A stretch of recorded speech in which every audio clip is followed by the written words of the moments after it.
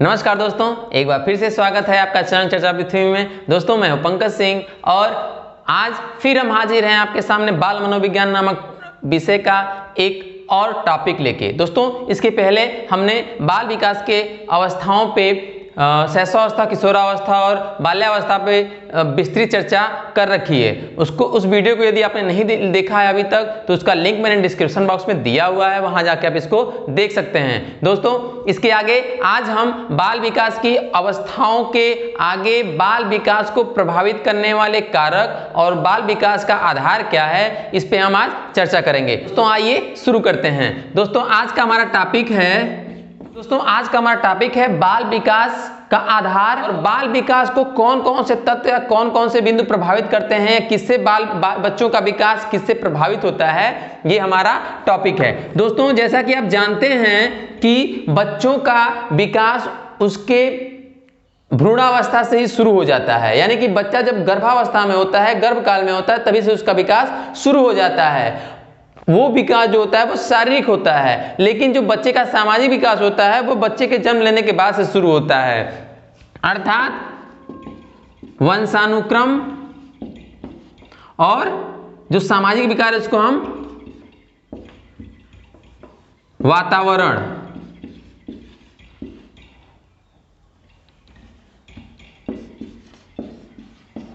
वातावरण, ये दो पॉइंट है, दो बिंदु हैं, दो कारक हैं जिनसे बाल विकास, ये बाल विकास का आधार होता है और यही बाल विकास को प्रभावित करने वाले कारक हैं। ठीक है दोस्तों, तो वंशानुक्रम और वातावरण ये दोनों क्या हैं, बाल विकास को प्रभावित करने वाले कारक या आधार हैं उसके। ठीक है, तो इस पे हम चर्चा करें तो आइए सबसे पहले हम वंशानुक्रम पे देखते हैं। अगर हम वंशानुक्रम की बात करें दोस्तों, तो वंशानुक्रम को समझने के लिए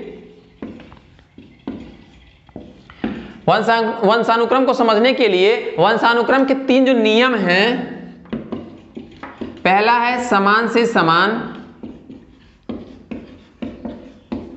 की उत्पत्ति,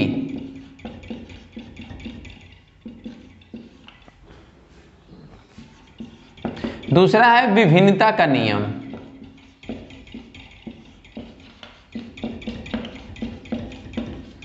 और तीसरा है प्रत्यागमन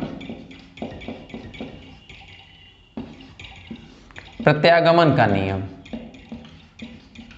ठीक है दोस्तों, पहले जैसा कि नाम से ही पता है कि समान से समान, यानी कि समान माता पिता से जो गुण है वो उसके बच्चों में दिखाई देते हैं। अर्थात जैसा उसके माता पिता होंगे उसी प्रकार से सेम उसके गुण धर्म उसके बच्चों में आती है, ये नियम कहता है। यानी कि समान से समान की उत्पत्ति होती है, समान जिसे माता पिता जो होंगे उसी के समान उसका गुणधर्म भी बच्चे को दिखेगा, तो वो इस नियम में आता है। दूसरा है विभिन्नता का नियम, जब बच्चे का गुणधर्म उसके माता पिता या उसके अन्य वंशजों से भिन्न होता है, पूर्वजों से भिन्न होता है, तो वो विभिन्नता के नियम में आ जाता है।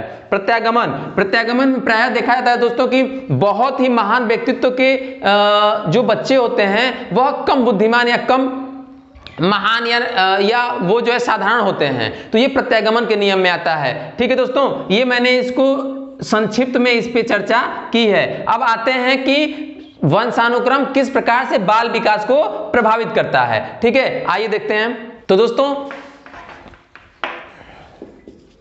बाल विकास को प्रभावित करने वाले कारकों में हम पहला कारक जो है वह है वंशानुक्रम, इस पे चर्चा करेंगे। तो पहला लिखा है हमने कि बाल विकास पर वंशानुक्रम का क्या प्रभाव होता है, वह हम इस पे यहाँ पे आपके सामने देखते हैं। तो सबसे पहला जो बिंदु है वह कह रहा है, जो पहला बिंदु है वह है मूल शक्तियां।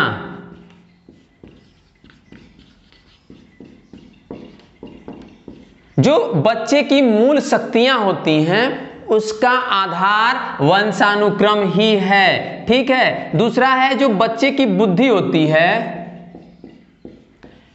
बच्चे न कह के हम छात्र कहें यहाँ पे, जो छात्र की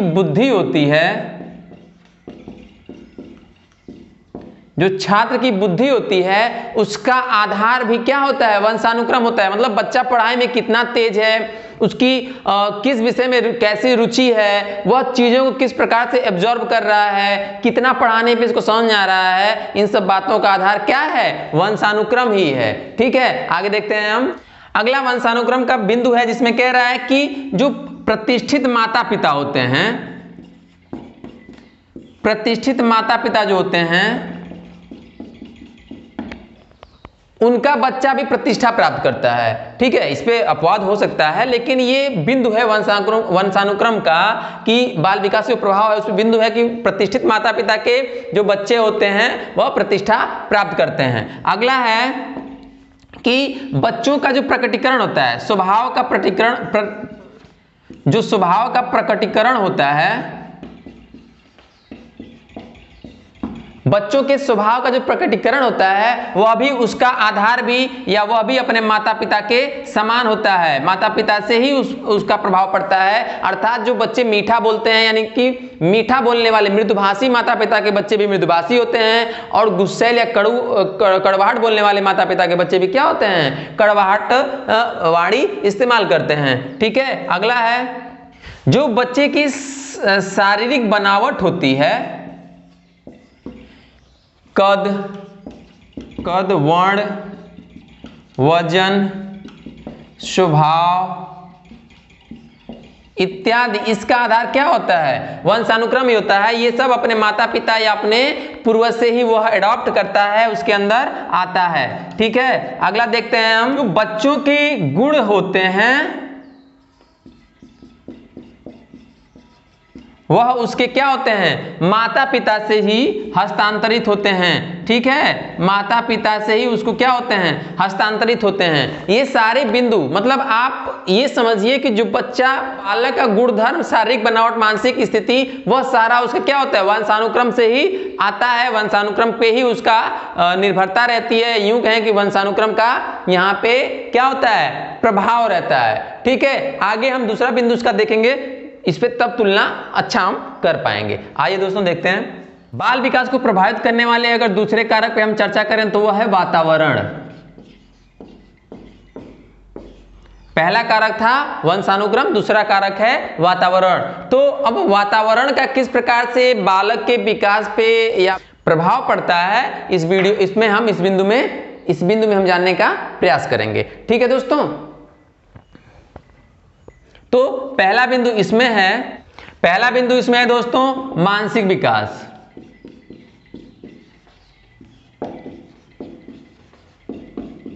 मानसिक विकास, देखिए मानसिक विकास का आधार केवल बुद्धि नहीं होती है।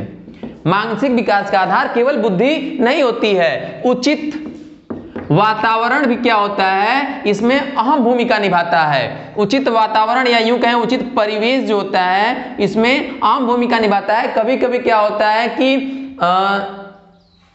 उचित परिवेश या सांस्कृतिक परिवेश या सामाजिक स्थिति अच्छी न होने के कारण, सामाजिक स्थिति अच्छी न मिलने के कारण जो मानसिक विकास है उसकी गति क्या हो जाती है, बहुत धीमी हो जाती है। ठीक है, बहुत धीमी हो जाती है। तो मानसिक विकास के लिए वातावरण भी अहम स्थान रखता है। दूसरा बिंदु अगर हम चर्चा करें तो दूसरा बिंदु है व्यक्तित्व। तो जो व्यक्तित्व होता है इसका भी हमारे वातावरण का विशेष महत्व होता है। व्यक्तित्व के निखार में कहिए या व्यक्तित्व के विकास में कहिए, वातावरण का विशेष स्थान होता है। इसके लिए रहन सहन, सामाजिक परिवेश विशेष स्थान रखता है। ठीक है, अगला तीसरा बिंदु है बच्चे का बहुमुखी प्रभाव।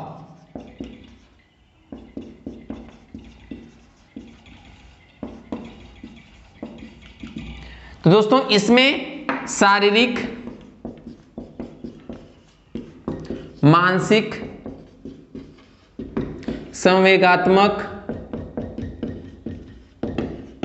इत्यादि बिंदुओं पे, इत्यादि पर भी क्या होता है, वातावरण का विशेष प्रभाव पड़ता है। ठीक है, जुड़वा बच्चों पर प्रभाव, अगर दो बच्चे जुड़वा हैं, अगर उनको हम अलग अलग वातावरण में रखें तो उसका परिणाम हमें बहुत ही आश्चर्यजनक करने वाला मिलेगा, अर्थात उसका परिणाम भी अलग अलग होगा। ठीक है, तो यहां से भी हम समझ सकते हैं कि जो बालक जुड़वा होने के बाद भी उनको अलग अलग परिवेश में रखने के बाद क्या होता है, उनमें अलग अलग उनका विकास होता है। तो यहां से भी हम वातावरण पे क्या कर सकते हैं, वातावरण का विकास पे, बाल विकास पे प्रभाव को समझ सकते हैं। ठीक है, आगे देखते हैं हम विद्यालय का प्रभाव। दोस्तों जब बालक विद्यालय जाना शुरू करता है अपने बाल्यावस्था में, तो उसको विभिन्न प्रकार का वातावरण मिलता है, ठीक है। तो वहां से बच्चा विभिन्न प्रकार की चीजों को समझता है, सीखता है। विद्यालय कैसा है, विद्यालय के लोग कैसे हैं, ये भी उसके विकास में बड़ी अहम भूमिका निभाता है। कुछ विद्यालयों में आप देखते होंगे कि शिष्टाचार विशेष ध्यान दिया जाता है, ठीक है। तो ये बालक अपने विद्यालय से, अपने वातावरण से सीखता है कि बड़ों का कितना सम्मान करना होता है, बड़ों को प्रणाम बोलना होता है, बड़ों का अभिवादन करना होता है। ये सब चीजें जो है आज्ञा माननी होती है बड़ों की। ये सब चीजें हम बच्चा कहाँ, विद्यालय में ही सीखता है, विद्यालय में अपने वातावरण से ही सीखता है। कभी कभी देखते हैं कि घर का माहौल बहुत बढ़िया होता है, लेकिन बच्चा तभी भी गाली सीख जाता है। वह वहां पे उसका विद्यालय का आधार होता है, विद्यालय का वातावरण होता है, जहां पे यदि कोई बच्चा अपने घर से या कहीं से गाली सीख के आता है, वो विद्यालय में देता है। और विद्यालय में जो अच्छा बच्चा होता है, जिसके घर पे बहुत ही कड़ाई से इसी चीजों को एब्जॉर्ब किया जाती है, कोई गाली न दे पाए, किसी प्रकार का ऐसा माहौल नहीं बनाया जाता है, वो भी गाली सीख जाता है। तो वहां पे भी बच्चे का वातावरण ही जिम्मेदार होता है, ठीक है। तो इस पे भी बालक के विकास पे वातावरण का यहां भी निर्भरता या यहां भी इसका महत्व देखा जा सकता है, ठीक है। आगे देखते हैं, खेल के साथियों का प्रभाव। खेल के साथियों का प्रभाव, तो दोस्तों बच्चा जब खेलता है विभिन्न प्रकार के खेल, तो वहां पे उसके सामाजिक, शारीरिक और बौद्धिक विकास होता है। खेल में उसके अंदर टीम भावना, एक दूसरे के साथ किस प्रकार से किसी को काम करने की भावना का विकास होता है, ठीक है। अगला है माता पिता का प्रभाव।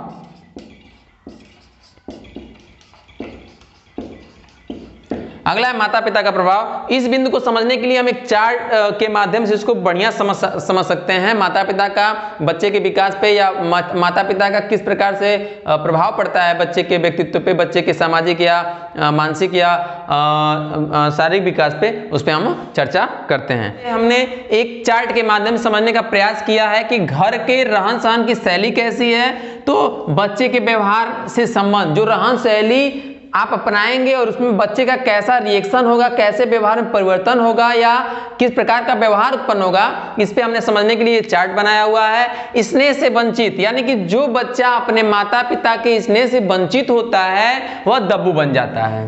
क्या बन जाता है? दब्बू, आक्रामक यानी गुस्सैल बन जाता है। उसको अपने मित्रों या दूसरे से के साथ तालमेल बैठाने में क्या होती है? दिक्कत होती है, और वो उसके अंदर असुरक्षा की भावना या हमेशा खतरे की भावना रहती है, और वह बच्चा क्या बन जाता है? अवज्ञाकारी, मतलब किसी का कहना मानता नहीं है, ठीक है।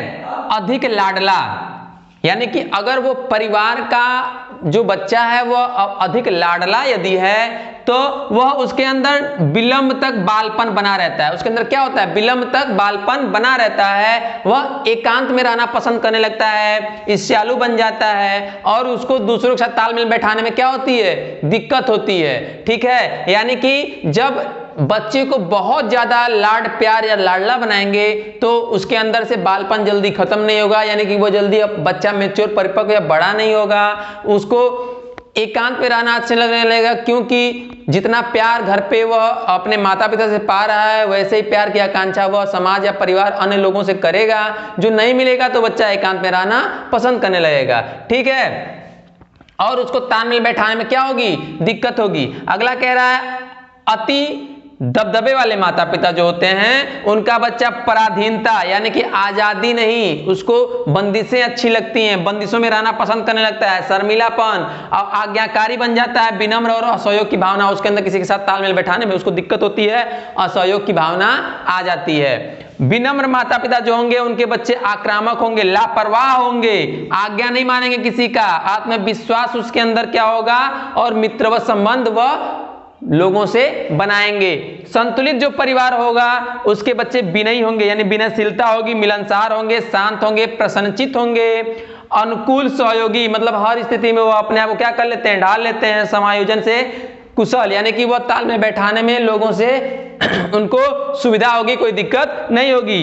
बाल सखा अभिभावक यानी कि जिन बच्चों के माता पिता अपने बच्चों से मित्रवत संबंध बनाने में कुशल हैं, उनके बच्चों में सुरक्षा की भावना और आत्मनिर्भरता बनेगी। ठीक है, अगला है सबसे लास्ट, कठोर अनुशासन प्रिय, यानी कि जिन बच्चों के माता पिता कठोर अनुशासन प्रिय हैं वह उत्तम समायोजन यानी कि सबसे बेहतर होंगे। ठीक है, कहने का तात्पर्य यह है कि उनको उत्तम समायोजन यानी कि लोगों से तालमेल बैठाने में कोई दिक्कत नहीं होगी। ठीक है, तो दोस्तों इस वीडियो के माध्यम से हमने जानने का प्रयास किया कि बाल विकास पे वातावरण और वंशानुक्रम का क्या प्रभाव होता है। उम्मीद है दोस्तों कि यह वीडियो आपके लिए मददगार साबित होगी। ऐसे ही अन्य वीडियो के लिए चैनल पे बने रहें। यदि चैनल पे आप नए हैं और अभी तक आपने इस वीडियो चैनल को सब्सक्राइब नहीं किया है तो अभी जाकर चैनल को सब्सक्राइब करें। तब तक के लिए धन्यवाद।